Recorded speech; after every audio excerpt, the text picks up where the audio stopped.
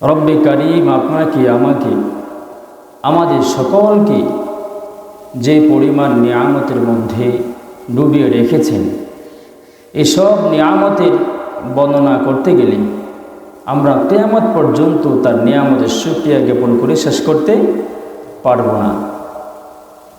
আল্লাহ তাআলা আপনাকে আমাকে কথা বলার মতো বাকশক্তি দিয়েছেন, আমরা কথা বলতে পারি। আমরা কথা বলার মতো শক্তি আমাদেরকে আল্লাহ তাআলা দিয়েছেন। দেখবেন যারা কথা বলতে পারে না, তাদেরকে দেখলে একটু চিন্তা করলে, একটু অনুধাবন করলে বোঝা যায়, বুঝে আসে যে বাক শক্তিটা কতটুকু প্রয়োজনীয় একটা জিনিস। কথা বলার শক্তি এটা কতটুকু গুরুত্বপূর্ণ।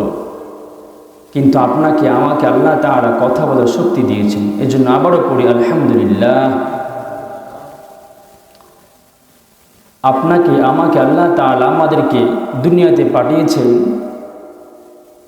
ইবাদতের জন্য, আর ইবাদতের পাশাপাশি আপনাকে আমাকে সাংসারিক জীবন করার মতো সুযোগ দিয়েছেন, সাংসারিক জীবন যাপন করার মতো সুযোগ করে দিয়েছেন।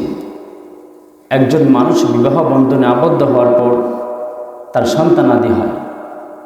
এই যে একটা ধারাবাহিকতা সন্তানাদি হওয়ার, মানুষ বাড়তেছে, উম্মত বাড়তেছে, এই যে সন্তানাদি হচ্ছে আপনার আমার। এখন এই সন্তানগুলোকে আমরা কি কাজে লাগাতে পারি দুনিয়ার মধ্যে? এই সন্তানগুলোকে আল্লাহ পাক রব্বুল আলামিন কেনই বা দিয়েছেন আমাদেরকে? এখন দেওয়ার পর আমরা সন্তানগুলোকে কি করব? ওদেরকে কি আমরা সারা জীবন কাজকর্ম করাবো, মূর্খ বানাবো, নাকি তাদের পিছনে আমাদের দায়িত্ব কর্তব্য আছে? কি বলেন, আমাদের দায়িত্ব কর্তব্য আছে না? রব্বে কারিম কোরআনে বলেছেন, ইয়া আইয়ুহাল্লাযীনা আমানু কু আনফুসাকুম ওয়া আহলিকুম নারা আকুদুহান নাস ওয়াল হিজারাতু আলাইহা মালাইকাতুন গিলাযুন শিদাদুন লা ইয়াসুনাল্লাহা মা আমারহুম ওয়া ইয়াফআলুনা মা ইউমারুন। রব্বে কারিম কোরআনে বলেন, হে মুমিনগণ, ইয়া আইয়ুহাল্লাযীনা আমানু, হে ঈমানদারগণ, কু আনফুসাকুম ওয়া আহলিকুম নার, তোমরা নিজেরা জাহান্নামের আগুন থেকে বাঁচো এবং পরিবার পরিজন আহলে বায়েত যারা আছে তাদেরকেও আগুন থেকে বাঁচাও। আমার কথা হচ্ছে, আপনি জানেন আপনার একটা সন্তান একটা রাস্তা দিয়ে যাইতেছে, আপনি জানেন যে সামনে যাওয়ার পরেই কিছু দূর যাওয়ার পর তাকে ডাকাত আক্রমণ করতে পারে, সম্ভাবনা আছে নিশ্চিত। তখন কি আপনার সন্তানটাকে আপনি দিবেন সেখানে যাইতে? কথা বলেন, দিবেন যাইতে? কেউই দিবে না। আপনার একটা সন্তান, আপনি ছোট বাচ্চা, অবুঝ শিশু, বোঝে না কিছু, আগুনের মধ্যে হাত দেওয়ার জন্য যাইতেছে, আগুনের মধ্যে লাফ দিয়ে পড়ে যাবে, পানির মধ্যে লাফ দিয়ে পড়ে যাবে, ছোট মানুষ বোঝে না, আপনি তো বুঝেন। আপনি কি জানা সত্ত্বেও দিবেন সন্তানটাকে আগুনে পড়তে? দিবেন? কেউই দিবে না। আমরা আমাদের সন্তানগুলোকে আগুনে পড়তে কখনো দিব না। কিন্তু এই যে দুনিয়ার মধ্যে সন্তানদেরকে ভালোবেসে আমরা দিনের পথ থেকে বিচ্যুত করেছি, দিনের পথ থেকে আমরা সন্তানগুলোকে দূরে রেখেছি। এই বলে দূরে রেখেছি যে এটা বলি, জিজ্ঞেস করলে যে চেষ্টা করেছি সন্তানকে পারি না নামাজি বানাতে, চেষ্টা করেছি সন্তানকে মাদ্রাসায় পড়াতে, কিন্তু পড়াতে পারি নাই। এই বলেই কি আমার দায়িত্ব শেষ হয়ে গেছে? কখনো না। আমি দায়িত্ব থেকে খালি হতে পারি নাই। এখন কথা হচ্ছে, দুনিয়ার মধ্যে যত ভালোবাসা আছে সব মানুষ ভালোবাসে স্বার্থের জন্য। কিসের জন্য? স্বার্থের জন্য। একমাত্র মা বাবা ভালোবাসে বিনা স্বার্থে, কোনো স্বার্থ প্রয়োজন ছাড়া। না, মা বাবার ভালোবাসার মধ্যে কোনো স্বার্থ আছে? আছে কোনো স্বার্থ? কোনো স্বার্থ নেই। তারপরও মা বাবা নিঃস্বার্থভাবে সন্তানকে লালন পালন করে। এখন এই লালন পালনটা যদি হয় দ্বীনি পথে, এই লালন পালনটা যদি হয় আপনার আখিরাতমুখী, তাহলে এর চাইতে ভালো কাজ আর কিছুই হতে পারে না। এই জন্য আল্লাহ পাক রব্বুল আলামিন বলেছেন, ইয়া আইয়ুহাল্লাযীনা আমানু কু আনফুসাকুম ওয়া আহলিকুম নারা وقودها الناس والحجارة عليها ملائكة غلاظ شداد لا يعصون الله ما أمرهم ويفعلون ما يؤمرون আল্লাহ তাআলা বলেন, হে ঈমানদাররা, তোমরা নিজেরা আগুন থেকে বাঁচাও এবং পরিবার পরিজন আহলে বায়াত যারা আছে তাদেরকে আগুন থেকে বাঁচাও।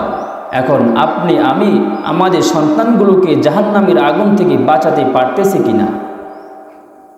নাকি আমরা এতটুকু নেই, এর মধ্যে সীমাবদ্ধ থাকি যে চেষ্টা করেছি, পারি নাই, সন্তান মানুষ হয় নাই, এটাই কি শেষ? কথা বলেন, এটাই কি শেষ আমাদের? এটাই শেষ না। আপনি আমি কি চেষ্টা করেছি সন্তানের পিছনে, কি চেষ্টা করেছি? অনেকে বলে চেষ্টা করার পরও না পারলে আর কি করার আছে, নবীরাও তো চেষ্টা করেছেন, নবীদের সন্তানেরাও তো মানুষ হয় নাই, অনেকে আছে বলেন এসব কথা। বলে নবীর সন্তানও তো নূহ আলাইহিস সালামের সন্তান মানুষের মতো মানুষ হতে পারে নাই, নবীর দাওয়াত গ্রহণ করেন নাই। অথচ নূহ আলাইহিস সালামকে এই কথা কখনো বলেছেন যে আমি চেষ্টা করেছি, আমি চেষ্টা করেছি, কিন্তু সে কি করে নাই? আমি চেষ্টা করার পরেও সে মানুষ হয় নাই। কিন্তু এটা বলেই কি শেষ করা যাবে? এটা বলেই কি শেষ? কিন্তু কথা হচ্ছে নূহ আলাইহিস সালামের সন্তান মানুষ হয় নাই কেন? নূহ আলাইহিস সালামের সন্তান মানুষ হয় নাই কেন? কথা হচ্ছে হযরত নূহ আলাইহিস সালাম 900 বছর দাওয়াত দিয়েছেন সন্তানকে। সুবহানাল্লাহ, 900 বছর সন্তানকে দাওয়াত দিয়েছেন, তারপরেও সন্তান লাইনে আসে নাই। এর জন্য কি নূহ আলাইহিস সালাম 900 বছর দাওয়াত দিয়ে কি ক্ষান্ত হয়ে গেছেন? ক্ষান্ত হন নাই। কি করেছেন? তার দাওয়াতের কাজ অব্যাহত রেখেছেন, চলতেই থাকতেছিল, তো চলতেছে দাওয়াতের কাজ। নূহ আলাইহিস সালাম ক্ষান্ত হন নাই। কিন্তু আল্লাহ পাক রব্বুল আলামিন বলেছিলেন, قال يا نوح إنه ليس من أهلك إنه عمل غير صالح فلا تسألني ما ليس لك به علم إني أعظك أن تكون من الجاهلين إني أعظك أن تكون من الجاهلين। বলতেছে, নূহ, তোমার সন্তান তোমার পরিবারের অন্তর্ভুক্ত না, তোমার সন্তান তোমার পরিবারের অন্তর্ভুক্ত না। ফালা তাসআলনি মা লাইসা লাকা বিহি ইলম, তুমি আমার কাছে এরকম বিষয় বলিও না যে বিষয়ে তুমি জানো না। ইন্নী আইদুকা আন তাকুনা মিনাল জাহিলিন, তুমি জাহেলদের থেকে দূরে থাকো, জাহেলদের অন্তর্ভুক্ত তুমি হইও না।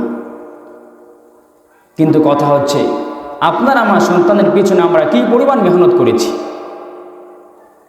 আপনার আমার সন্তানকে কি পরিমাণ বেত্রাঘাত করেছি নামাজের জন্য, নামাজ পড়ানোর জন্য, দ্বীনি শিক্ষায় শিক্ষিত করার জন্য কি পরিমাণ চেষ্টা করেছি।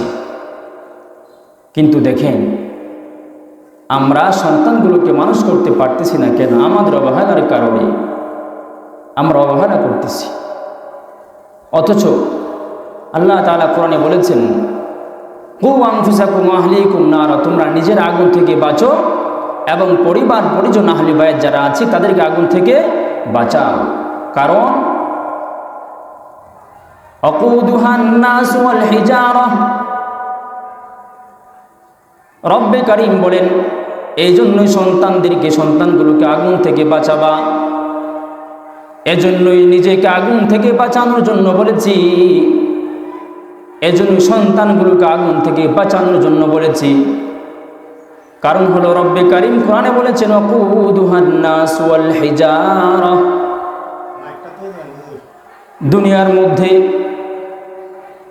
দুনিয়ার মধ্যে মানুষগুলি যখন রান্না বাড়ার কাজ করে, দুনিয়ার মধ্যে মানুষগুলি যখন রান্না বাড়ার কাজকর্ম করে তখন দেখবেন চুলার মধ্যে আগুন ধরায় কি দিয়া? বলেন, কি দিয়ে আগুন ধরায়? লাকড়ি দিয়া না?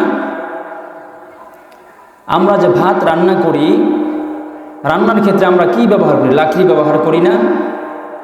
লাকড়ি ব্যবহার করি। কিন্তু